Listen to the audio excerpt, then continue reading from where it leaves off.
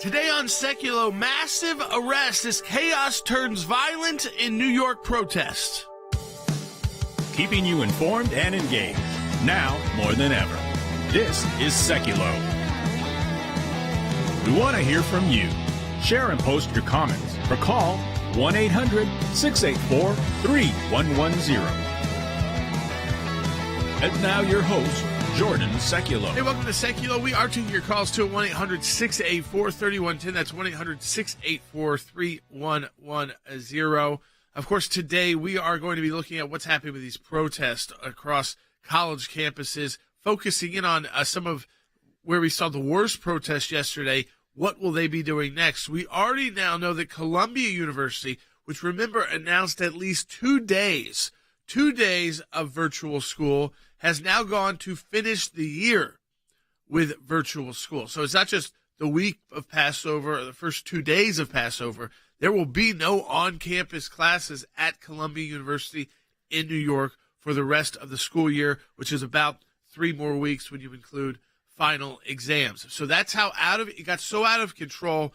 They don't believe they could get it under control and provide a safe environment for their students to both learn and study before they take their final exams. You wonder, will the students graduating even be able to experience an actual graduation ceremony? I mean, Logan, in a sense, it's kind of like that scary flashback, dystopian flashback to the COVID years. Yeah, where, the summers of 2020. where you did everything by screen and you no longer could interact with people.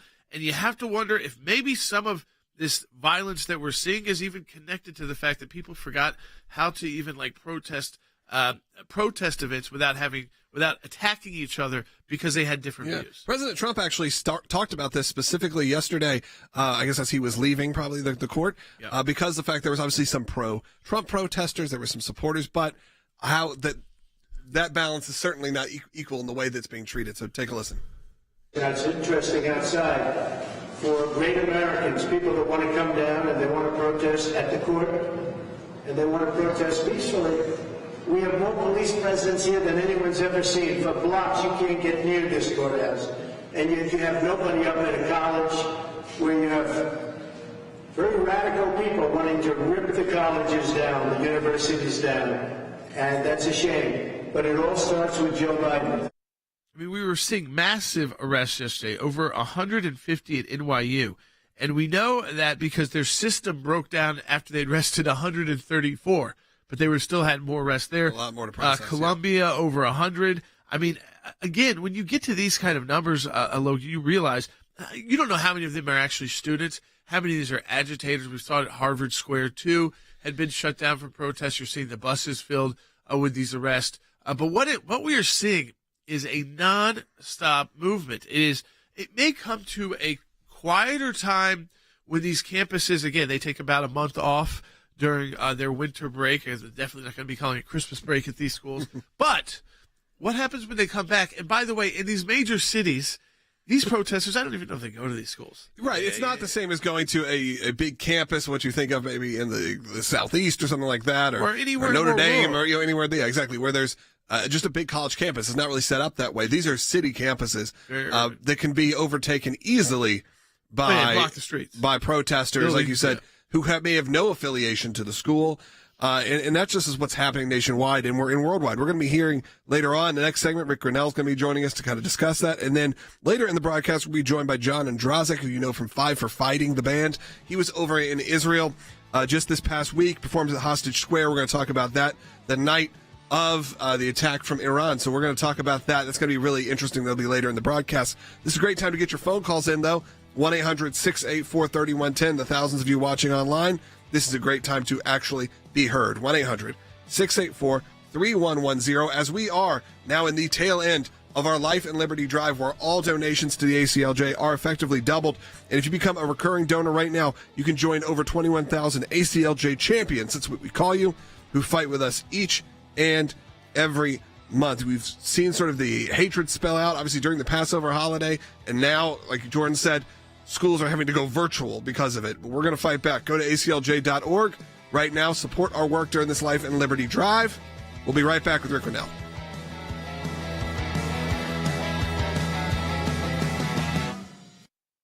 tensions boiling over as pro-Palestinian protests spread to more college campuses. A chaotic scene at Cal Poly Humboldt in Northern California. And in Boston, students from MIT, Tufts, and Emerson also set up pro-Palestinian encampments.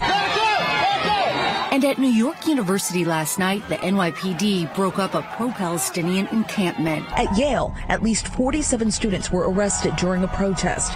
At the University of Michigan, a crowd supported dozens of student protesters who set up tents in the middle of campus.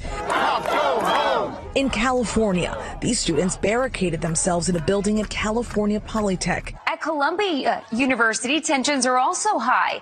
All classes will now be hybrid through the end of the semester, which finishes on Monday. Does anyone doubt that if these pro-Hamas, that's what they are, pro-Hamas terrorist sympathizers were able to get their hands on a Jewish student, they would do bodily harm? We saw this actually starting with Grenell University, where soon after these horrible attacks, we had a professor call these events of October 7th exhilarating. You know, this is where people were murdered, children were burned alive. I mean, this is the kind of horrific activity that should not be tolerated on college campuses. We need to send a strong message to these colleges and universities that they must protect our Jewish students. They must protect our students, and we cannot and we will not tolerate anti-Semitism on our college campuses. I can't think of another racial, ethnic, or religious group that would be okay to harass like this, as they've made it okay to do this against Jewish people. The United States has a decision to make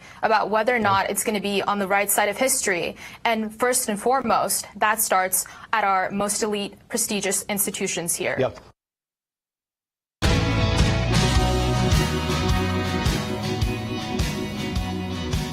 All right, welcome back to Sekulow. We are taking your phone calls as well. 1-800-684-3110. That's 1-800-684-3110. We wanted to bring Rick Grenell into this conversation. Rick, of course, as an ambassador, has worked at the UN, so he's been in New York as well, and with a national security background as well. Rick, we are seeing really unprecedented levels of violent protest in the street on behalf of the Palestinian cause specifically. This all started around October 7th. There was some sympathy for Israel. Quickly, that sympathy was gone. And now we've seen over 6 months, and now that Iran has gotten involved and Israel's gotten involved for the first time ever, actually shooting back and forth at each other from their own territories, that these protests have led to now Columbia University going virtual for the rest of this semester. They said they can't get the campus under control for their final 2 weeks of class and their final exams. I think there were close to 400 or 500 arrests yesterday just at New York City universities and colleges, and that's just what the police were able to report. They are not; these colleges and universities, Rick, have not been able to keep their own students safe, especially their Jewish students safe, but anyone that has a different view safe. And now it's like they're kind of giving up and saying, just go home. We can't keep you safe here. And this is in the United States of America. Yeah, look, I think you just hit it on the head with that phrase, keeping them safe, because that's really the crux of what's happening.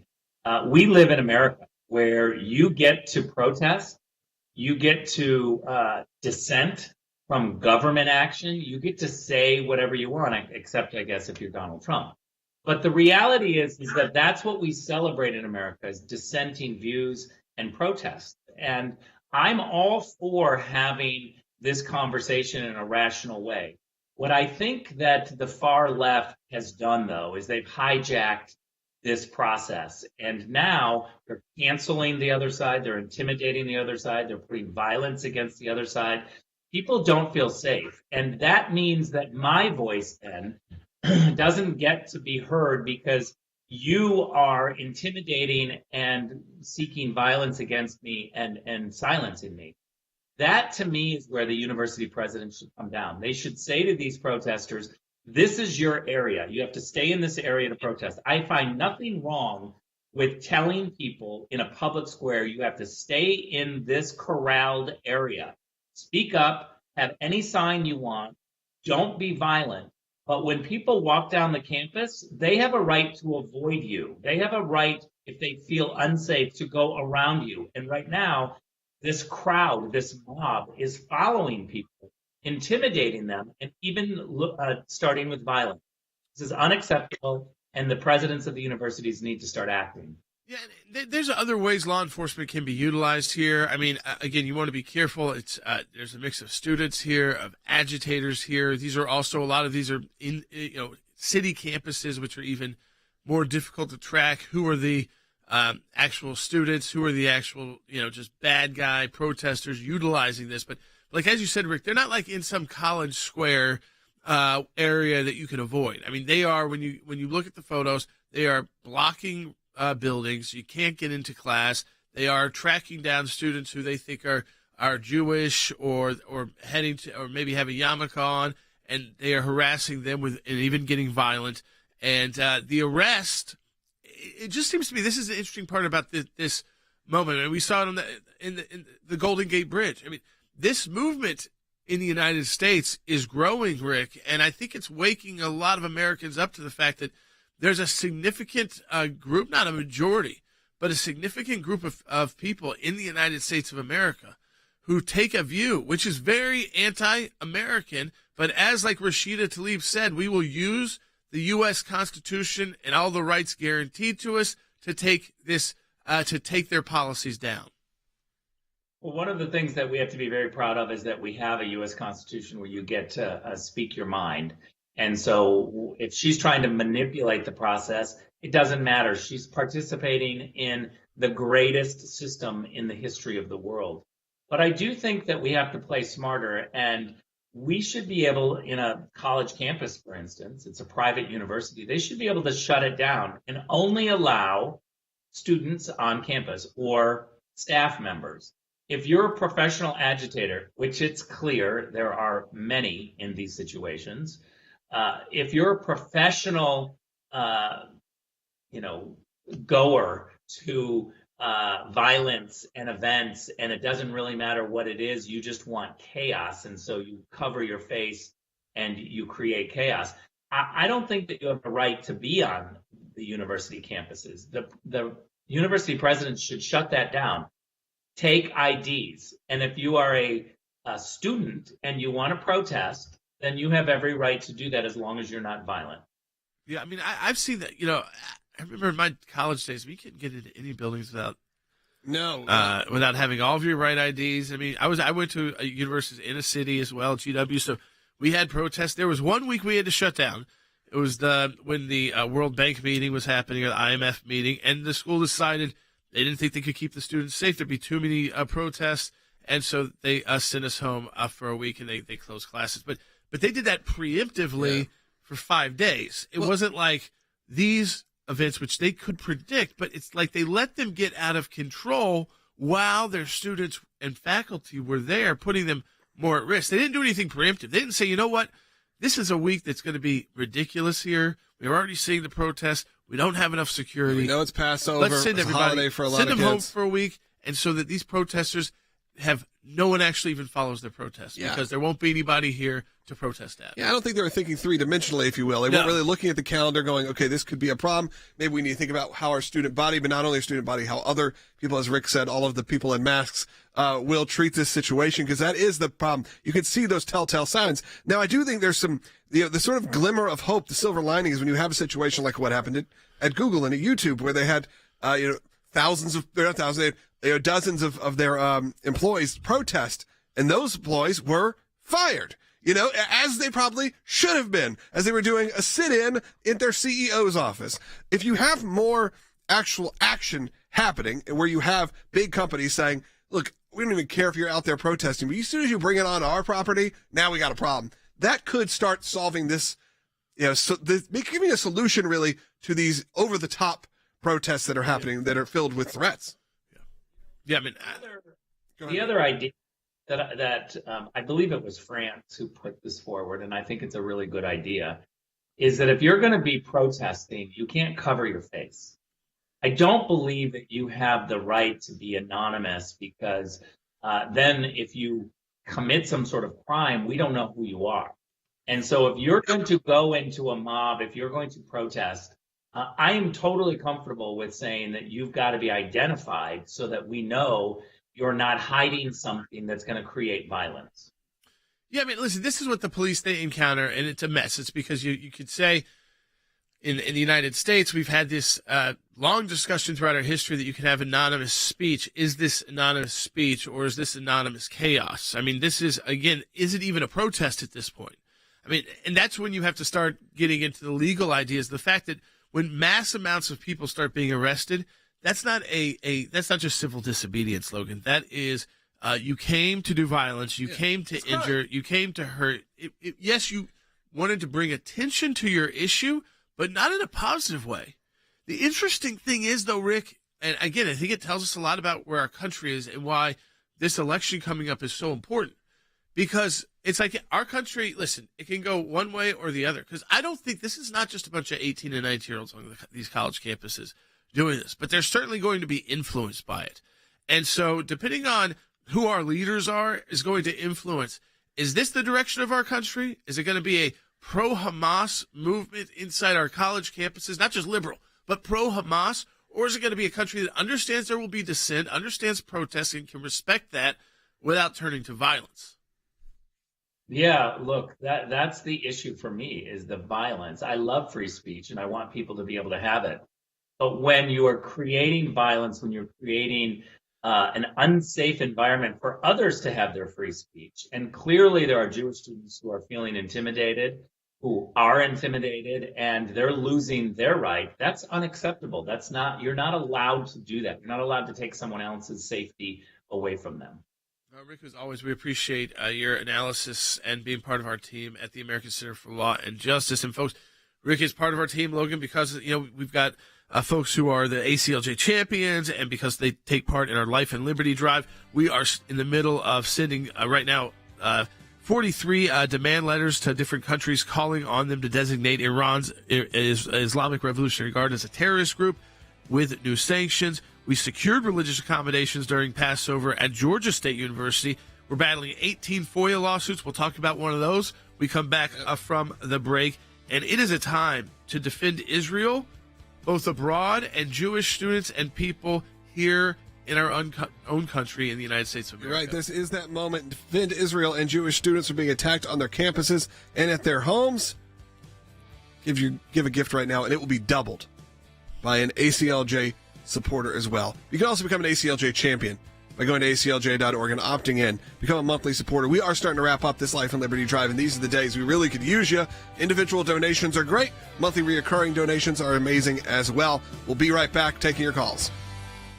We sent this letter to the United Nations. We're going to send it to over 40 member states and every member that's on the Security Council. And as we know, the United Nations makes more resolutions condemning Israel than any other member state. Israel's defenses, while working with the world, could basically take down all of Iran's aggressive acts. We also saw that Iran could not stop any of Israel's aggressive acts, including aggressive acts that were right next to their nuclear facilities. So, I mean, think about the fact they couldn't shoot down one Israeli.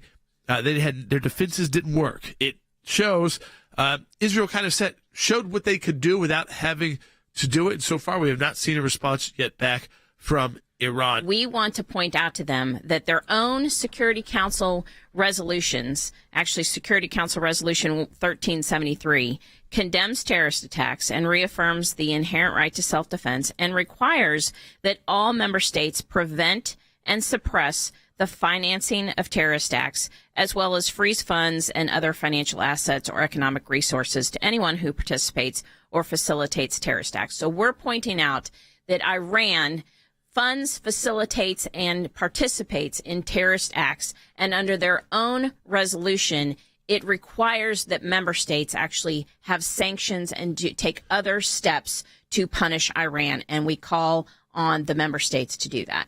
I mean, what we are really looking for is economic sanctions. We know that's what really hurts Iran. I mean, they have been, to an extent, they have been embarrassed. I mean, when you fired Israel and everything that you fire 1,000 drones and you fire ballistic missiles and nothing hits, right? And then Israel responds and none of your defenses work. So you don't even pick up on it.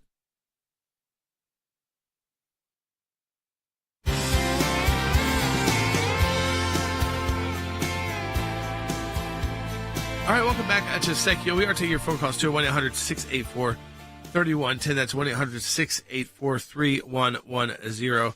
And as you know, the ACLJ, some of the work that we do, and this is important with the FOIA work that we do, the Freedom of Information Act work that we do. And Logan, these are not quick hitters. You know, this is not something like you file, and usually these government agencies love to give you all their information immediately. But when you do file and you keep fighting, you get some really excellent information. And we filed a FOIA back during the Afghanistan withdrawal because we wanted to know what was, what advice was being given to the State Department and the Biden administration about the dangers of having a withdrawal without really any kind of plan for keeping even a small number of troops there or hanging on to the base there, the air base there, instead of just like that Vietnam-looking helicopters taking off. They simply said we weren't going to see that. Yeah, it wasn't going to look like Saigon. No, it was worse because you know what? 13 American soldiers got killed. Yeah, and we saw the return of ISIS-K, people holding on and falling off of airplanes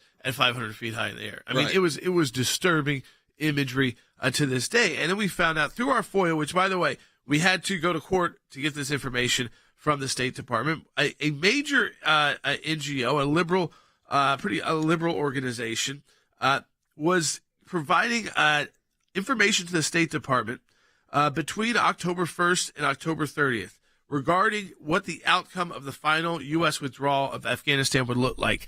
And the NGO network warned the State Department that if it did not change course with this full withdrawal, listen to this one, the U.S. withdrawal from Afghanistan would lead to a, and see if we're feeling this right now, quote, great power competition with China and Russia and interference by Iran to exert nefarious influence in the region and undermine U.S. strategic and security interests. Went on to say that failing to accompany the military withdrawal with the aforementioned engagement in U.S. aid and other organizations will not only undo the hard-fought gains made in Afghanistan during the last 20 years, but will also create newfound costs through a security vacuum, the country's return to an extremist safe haven, a new refugee crisis, a widespread regional and global instability. U.S. disengagement will create space for great power competition with China and Russia. And again, as we said, an interference by Iran. And now what do we look at? Yeah, how long ago was this? When was the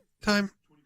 2021. And what? This was like a fortune teller. This is someone who predicted pretty much the future coming. Yeah, it's called the Alliance for Peace Building. It's a 150 member organization in 180 countries. I don't think, again, that these are all a bunch of right-leaning groups either. But this was their warning, Logan. And look, I mean, you go through it, you say, all right, well, we know China, we know what Russia's been doing. I mean, full invasion of Ukraine. We know that China, again, has been threatening with Taiwan and has been taking they've been building up new allegiances, which are much more risky, like allegiances with Russia and Iran. And, of course, Iran was bold enough for the first time in its history not to use a proxy, but to actually fire its own weapons into Israel. Now, that didn't go so well for Iran. Israel did respond. They weren't able to shoot down any Israeli weapons, and so far, we've not seen another response from Iran. I think Iran probably is rethinking right now and saying we probably have to go back to the using our front groups, which can be just as even more deadly because they can't take Israel on directly. But the reports, this is what the report says, you can't, like we didn't, when the end of World War II, we didn't just leave. We didn't leave Germany. It wasn't like we were gone. We're still there. Korean War over. Still there. But Afghanistan, nah. We're gone. Yeah, we had to get out of it completely. I mean, I think there's a big push to get out of it from a big instance, but I think we now look back on it and go, that was a pretty massive mistake. And speaking of Israel, you could get out of it. You could have kept the air base, which also put pressure on China. Yeah, giving up some of those assets, I don't really understand. You put like a green zone in, so there's a U.S. embassy, things like that. In about 10 minutes, also, we're going to be joined by John Ondrasik, who you know from Five for Fighting, who was actually there during that attack from Iran and Israel. So we're going to discuss. He's been in the studio with us before, and he wanted to catch up, and he also performed with some of the troops, met with some of the hostage families, has an amazing story coming out of Israel. So that's going to be about 10 minutes, so stay tuned for that. And we'll also take some phone calls coming up. Yeah, but again, I think this shows you just our FOIA work. They bury this away. You have to go to lawsuits to get this information. And then you realize that listen to this from this report. As the clock runs out, the U.S. security presence in Afghanistan, the time is now for the U.S. to articulate a long-term strategy that identifies how sustained U.S. engagement could protect against violent conflict, the refugee crisis, and regional destabilization. We've seen now all of that occur, and more war, and more loss of life, and, I mean, to even, Logan, predict a year ago that Iran would fire directly from its own country that emboldened, into Israel, and that Israel would fire back, while at the same time engage in its longest conflict with Hamas in its history, after it suffered the largest loss of Jewish people killed in one day since the Holocaust. To predict all of that would be occurring within a matter of 6 months. Yeah, I think. And an ongoing war in Ukraine and Russia that has no end in sight. Has no end. Yeah, I mean, I think it's been a heck of a 6 months for sure. It's usually not how Israel does things, but we are seeing that they finally got pushed sort of over that edge, where now you do have Hamas kind of on the ropes. It seems like you do have Hamas on the ropes. You've got Iran rethinking its whole strategy because, again, they acted tough, so they knew they were going to get hit back, and when they got hit back, they weren't able to stop anything. I mean, that was pretty outstanding. What Israel did was, instead of taking it right to their nuclear base, they hit it right next door to it. All right, let's take a quick phone call about some of the protests that are happening. I think we should do that before we head into the break. Let's go to Mary Ellen in Illinois on line 1. Mary Ellen, welcome back. You're on the air. Thank you. I just want to comment about these protests. I think they've been long in coming, because I think back to the days when Obama was in office. I remember I was in college. The Muslim group and we had a fight to get a Campus Crusade prayer group room, because the Muslims already had theirs and they denied us and so on. Anyway, going forward, the CARE group would meet in Chicago, and I used to see all kind of hateful things coming out of their group, and they still meet there annually for their conferences. So then fast forward to 2020, you had the BLM and Antifa, and now you have in Congress the squad, and one of the members has her flag flying, from a non-American flag, the Palestinian flag or whatever is going out of her office.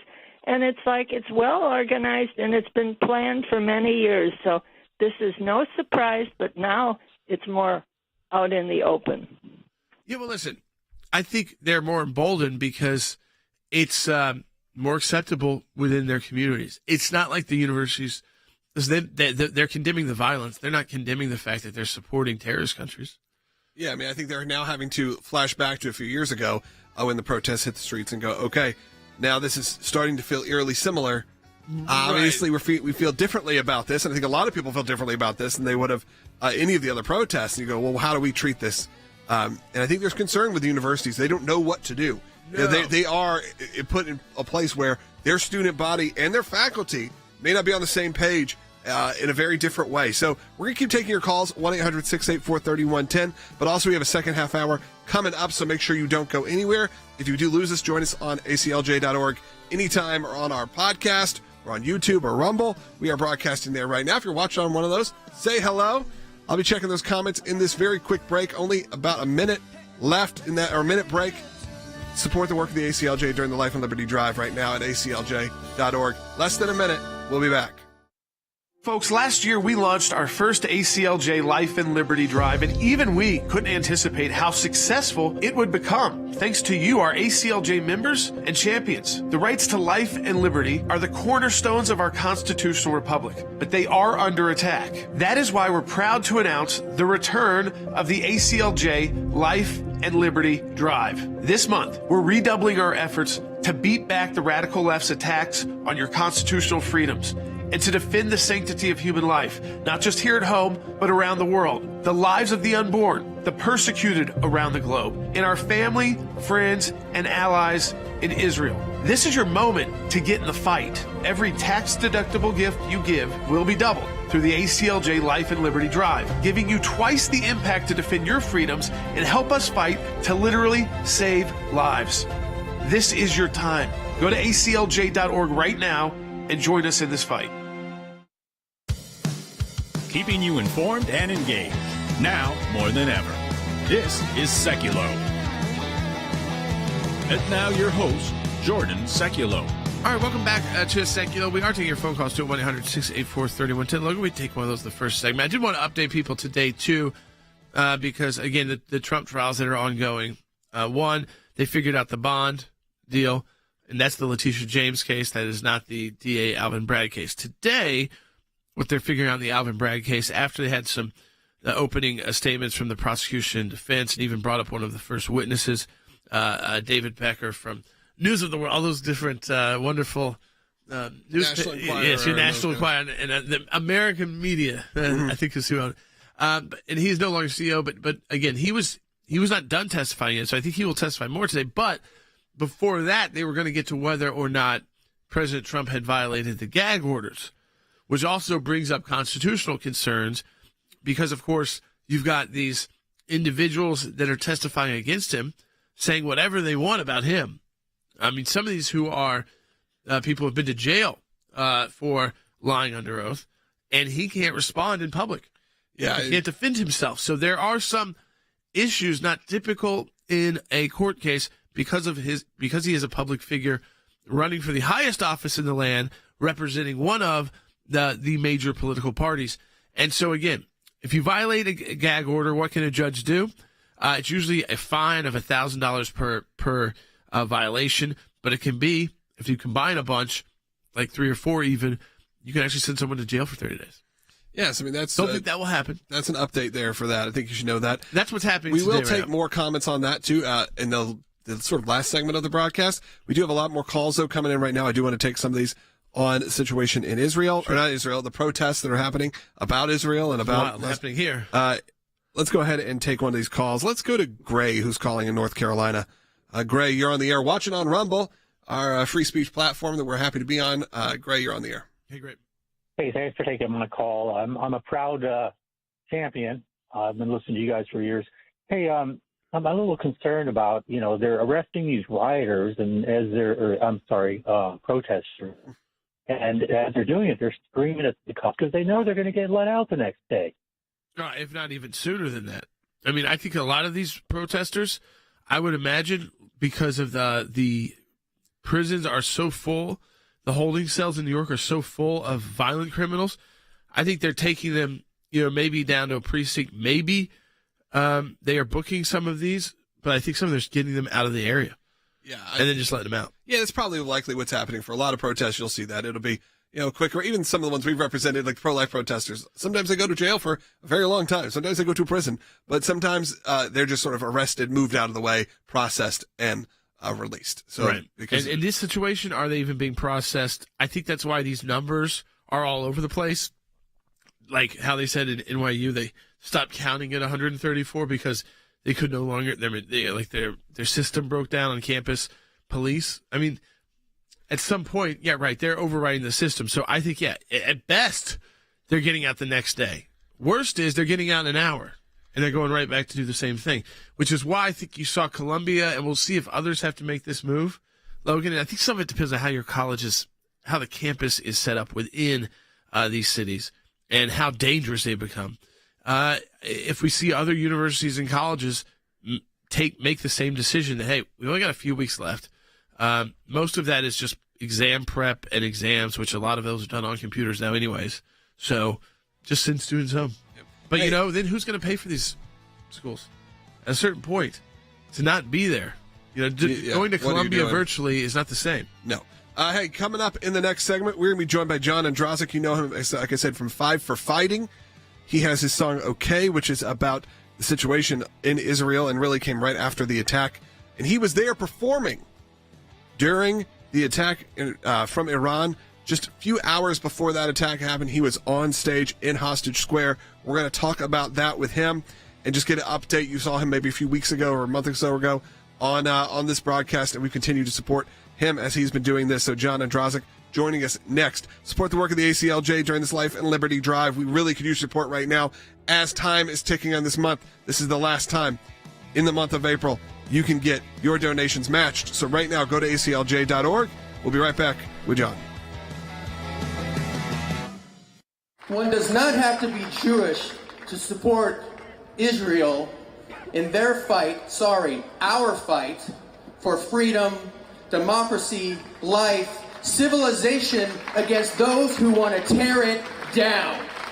I know you feel abandoned by many, but you are not alone. You have millions, tens of millions, billions of people standing with you, and I see it every night in America.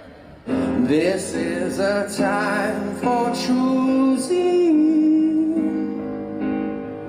This is a time to mourn.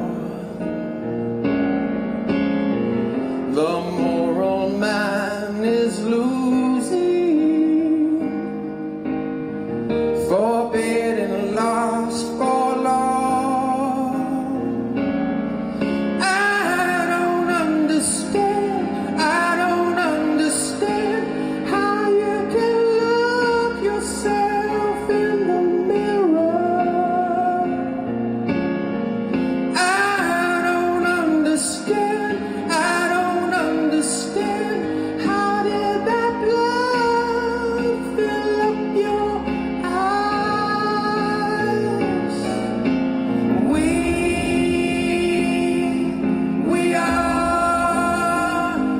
are not again. We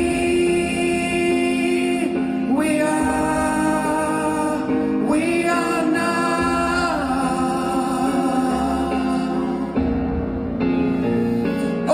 okay. Hey,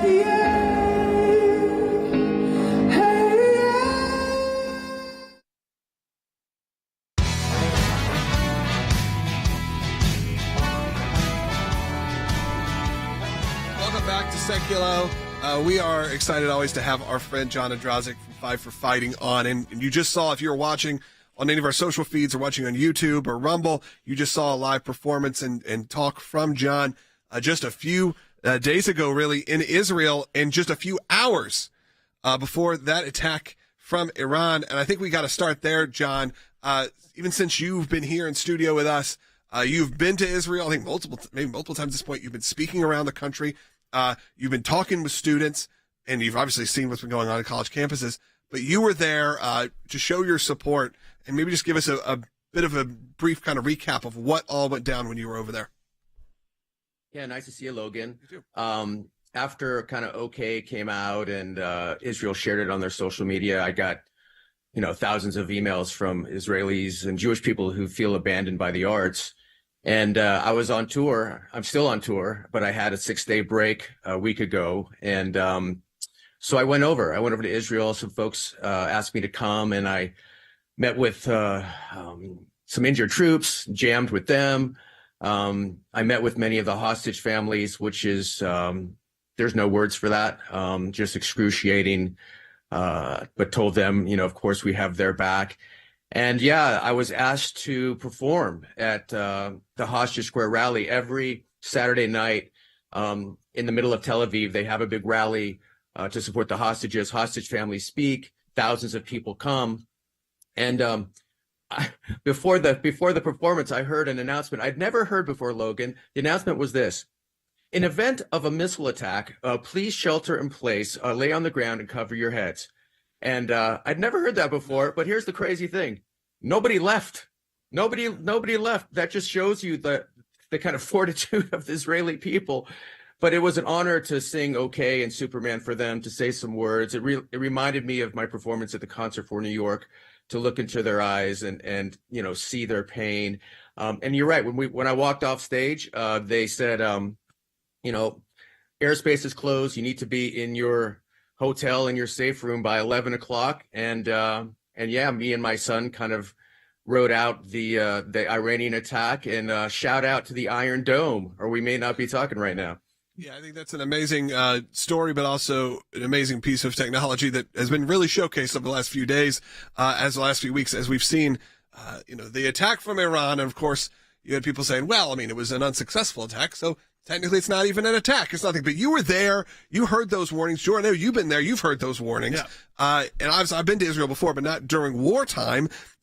when you hear these stories, I'm sure it brings back some memories for you too, Jordan. Yeah, but John, I was going to ask you, because you were there uniquely at a time. This is the first time Iran, throughout its history and Islamic Revolution there, so since 1979, they used their proxies and Hamas and Hezbollah and the Houthi rebels and everyone, but they have never fired directly from their own country into Israel. And then we saw, of course, Israel fire back. And while it was a big failure by Iran in the sense that, the like you said, all those systems worked, I mean, I think you realize maybe now looking back, you were there for a very unique moment in history, which I don't think we've seen play out yet at all. Because when Israel fired back, what they fired back was very strategically, and they kind of showed Iran, see, we can stop your weapons, you can't stop ours, and look where we put ours. We put ours right next to your nuclear facility, we put it right next to your military base, just to show you what happens if you keep taking these kind of steps. And will it escalate? Does it de-escalate? We don't know yet, but certainly I think to live through that experience, it had to be something, again, historic in one sense, and also extremely unique to know that all those systems were firing. So when you were at your hotel, were you taken to a specific room inside the hotel, like in a shelter? We were in Tel Aviv, so we were kind of the furthest, from Iran, and every hotel has a safe room on each floor. Every building, I didn't know this, every building house in Israel has a safe room by law. They also had a big safe room in the basement. So we were prepared to either, walk across the hallway or go down to the basement. But I think you're right, Jordan. When they said ballistic missiles were being fired, look, I brought my son with me. My wife did not want him to go. He's 24. He could make up his own mind. And look, you're right. Because the Iron Dome works so well, people kind of shrug it off. But look, they were firing at Jerusalem. Okay. So this was a civilian attack. And I think people need to understand that. I was texting with Mark Levin. He was in Jerusalem. I was worried about him. So I think people are kind of understating it. But yeah, I'm really glad now that things are well and I'm back in the States that I was there, because I saw, quickly through my whole trip, the unique fortitude of the Israeli people, and also their ability to find joy and compassion and live their lives under this imminent threat. After the performance, my entourage wanted to go to dinner. They're like, we have a reservation. I'm like, guys, the bombing starts in 3 hours. And they're like, yeah, 3 hours. We got 2.5 hours. Who does that? So to kind of see, and immerse myself in the Israeli culture, I've changed, being there just for 5 days. So I'm glad I was there. And you're right. This has a long way to go, but I look forward to going back. And I really am glad that an artist, American, non-Jewish artist, was able to speak to the country and let them know that they're not abandoned, because they feel they are.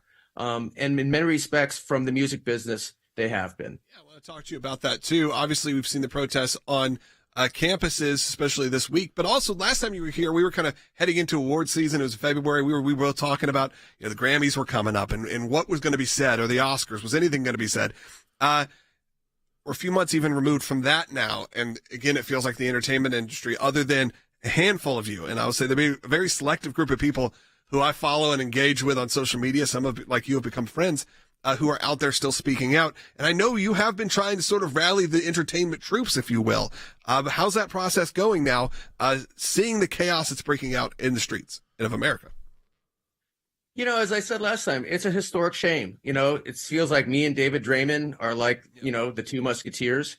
Certainly in Hollywood, there's some champions. Deborah Messing has been a great supporter, me and Bialik. So there's at least, a little bit of momentum on the acting side. But yeah, it makes no sense. The moral cowardice of the music industry and the moral cowardice of musicians. Now, I haven't heard it yet, that Barbara Streisand put out a song about anti-Semitism. So if that's the case, props to her. Thank her for that leadership. But yeah, I'm working now more with Ukrainian artists. I met many Israeli artists over there. I met with Idan Reichel. I met with Danny Sanderson. So many Ukrainian artists into this, Iranian artists, dissidents are into this. So hopefully America will wake up. But, I think it's really a reflection of America right now. Anthony Blinken said if Israel doesn't change their ways, that they may become indistinguishable from Hamas. So when you have that kind of leadership and that kind of despicable rhetoric from your leadership in America, it gives, I think, license to many of these artists in the media and everybody who either wants to slam Israel for the genocidal, work they're doing or remain quiet. So the whole thing of my song, We Are Not Okay, I think we see that every day in all these institutions, on the Hill, in media, the music industry, and now, of course, on our college campuses. Just this morning, I was reached out to by the Columbia Jewish Alumni Association, and I look forward to going to campus and walking through the bullies and playing okay, just like I have been every night on my tour. So it's time to go on offense. I think a lot of Jewish folks and Jewish, have been kind of on defense and they don't want to push back. It's not in their nature. But, like you guys fight the good fight every day. And I think we need to take it to the bullies, because at the end of the day,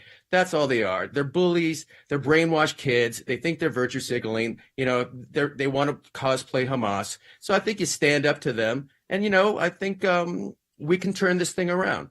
John, and we'll make sure we put links up for everything to make sure you're on the road right now. I was curious, we only about a minute and a half left here, but you're on the road as Five for Fighting, performing, playing okay in these sets. How is the audience receiving this? Because I think the problem that maybe we're seeing in the media is the portrayal of the average American, and I have a feeling on the road it's maybe a different story.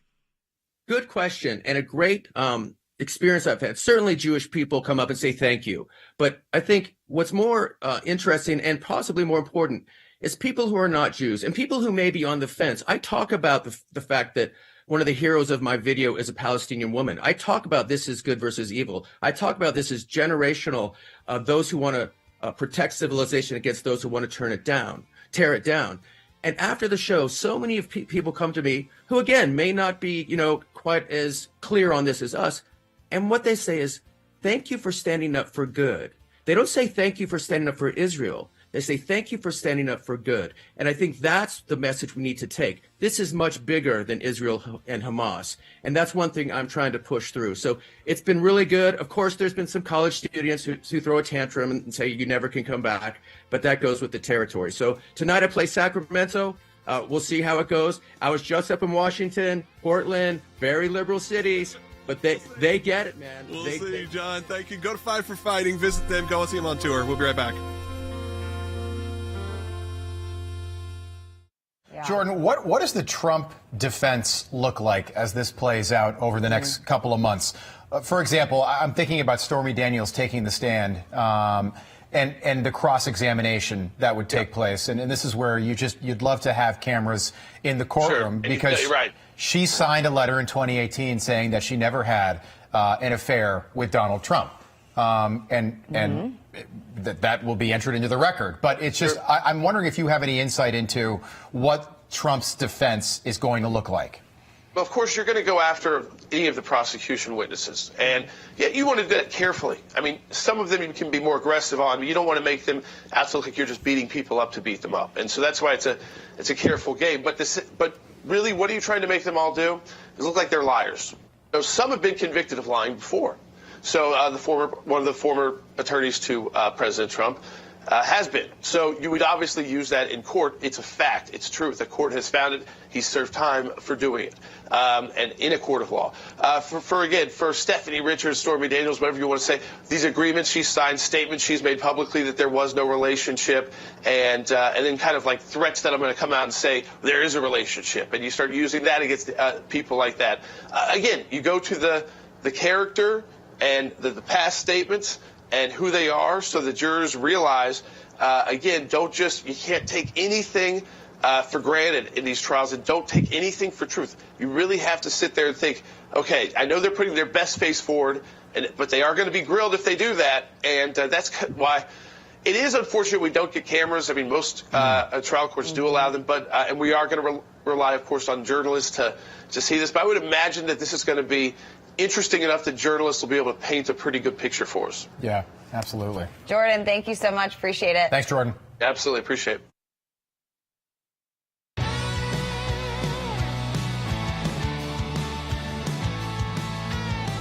All right, welcome back to Sekulow. We are taking your phone calls to 1-800-684-3110. So we talked a little about what's going on overseas. It's interesting to hear him, again, talk about his experience as an entertainer, being there when Iran attacked. And, again, knowing that this attack was coming, people would still be out in the streets until a certain time because Israel was tracking these weapons, tracking these launches. And yes, people at a certain point, they were going to go to their safe places. But until then, life was going to be life. And, you weren't going to cancel everything kind of thing. So, it, again, tells you it's a different part of the world. And it's why sometimes when you watch the news, you have to be careful, too, when you're watching news, even from a pro-Israel perspective, that you're not you do have to understand the differences that people, when they're living like this all the time, are going to come across differently as well. Now, I know that people also want to talk a little bit about the trial so far in New York, what's moving on there. Just to give people an update yet again,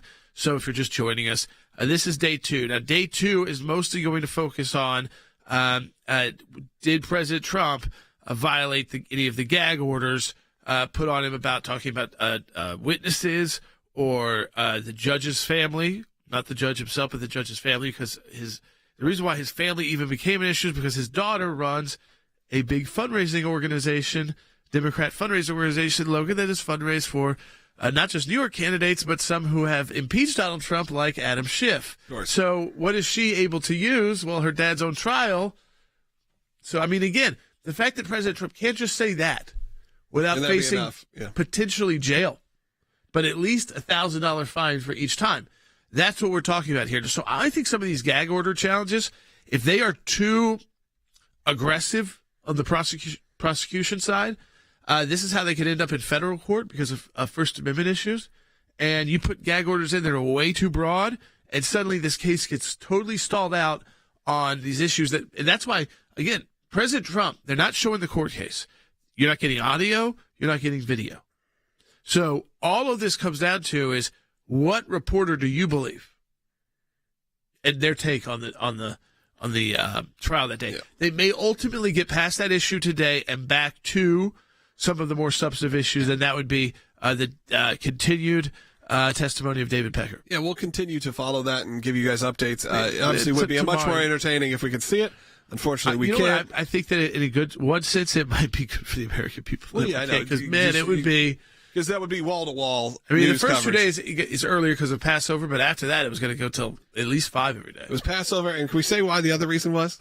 Was that public? The reason the dental there was a juror had a dental appointment, so they had to they went at they 1 o'clock. Stop a little earlier than normal. Okay, this is where we are right now in America. Let's go ahead and take some phone calls. Charlie's calling from California on line 2, watching on Facebook. Charlie, you're on the air, and thanks. I know you called yesterday, so I appreciate you calling back because we didn't get to you. Go ahead. Yeah, thank you for all of what you do. On the student protesters, I'm only 61 years old. I was baptized a Catholic. I'm not educated on religions. I have never seen a Jewish group or individual protest, harm anyone, or start a war. So why the hatred? Yeah, well, listen, I think you go back, you could ask that about World War II. You can ask that about Hitler. You using people as scapegoats. Now, in the Middle East, there's even a different issue, though. There's always been a history of anti-Semitism, Russian anti-Semitism, by the Soviets as well. But in the Middle East specifically, it's a land issue too. The Muslims believe this is their land, and you go back to even biblical texts, like you said, and these biblical texts of, well, if you read the Quran, it's this person's life. If you read if you read the Quran, it's going to be kind of clear that actually this was the Jewish land. And they were there. But that being said, these are land disputes that have gone on for thousands of years that right now are being politicized. And Logan, I think, in a sense, too, it's like cool right now to be pro-Hamas. Yeah, exactly. It's becoming the trendy thing to do on college campuses. And we see at least to be anti-Israel. Or at least, again, it may be a small group of people, but they are a small group of people that are very loud Very loud, very violent. And can shut down a campus in a right, day. can take down Columbia University in one day. To just not only say, hey, we're calling it for the day, hey, we're calling it for a week, we're calling it for the rest of the semester. And the rest of the semester, we're going to remote learning, essentially, like Jordan said, like back in the early COVID times. That is what's happening on these college campuses because they're being overtaken and they don't know what to do. I think that's obviously a problem too. And we need to actually come up with help them maybe with some guidelines of what they can do to protect their student body. Because this can't be the way it is from now on. If there's a divisive issue, we can take over your company, we can take over your school, shut it down. It just can't be the way it is. Let's continue on taking some calls. Lisa's calling in Idaho. Listen on the radio, but I'll hold about 40 minutes, so I really appreciate it, Lisa. You're up. Hey, my only thought is on all these protests that are going on, they have the people holding up the signs saying death to America. Why is that not against the law in the United States? Why is we have people in our country saying death to America? Why are they here? Why are we allowing it? Why aren't they being, rounded up and sent home? You don't have to be here. Well, I mean, it depends. If they are U.S. citizens, they have freedom of speech. So they can make those statements. I don't know if all these protesters are U.S. citizens. I would imagine many of them are. Many of them are. Or at least permanent residents, because, again, you've seen a mass. Remember, you forget that when we have these wars like Afghanistan and Iraq, and in Syria too with ISIS, you have influxes of migrants who may have been happy with America at that time because we were fighting their enemy. But then when they see America standing with Israel, they get upset. So even though America may have done something good for them and even brought them here legally, and they're here legally, they're not always so educated in the ideas of freedom of expression. The idea is that you can have very strong views and you can express them without violence, right next to each other. That seems to be something we're losing touch with in the United States of America.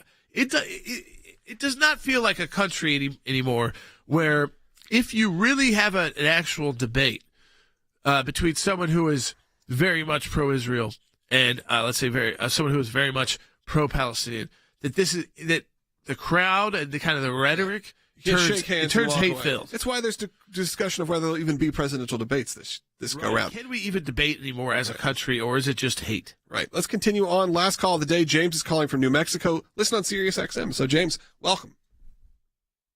Thank you. Thank you, Jay Sekulow, for providing this forum. I'm a Native American Apache from Mescalero, New Mexico. Very upset, angry about what's all been going from all quadrants of America.